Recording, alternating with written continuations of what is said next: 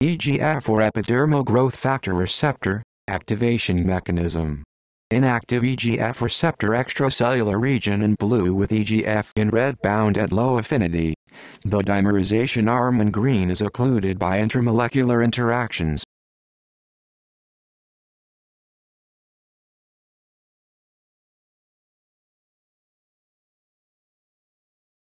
Red EGF and blue EGF receptor in a 2-2-2 complex.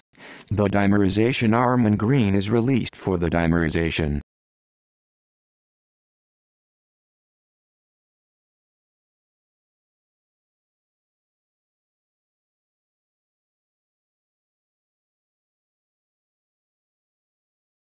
The transmembrane helix in red dimerize using GXXXG motif with the right-handed crossing.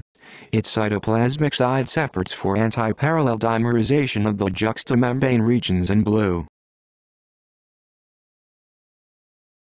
The blue juxtamembrane region leucinase of the LRRLL motif make the dimer interface.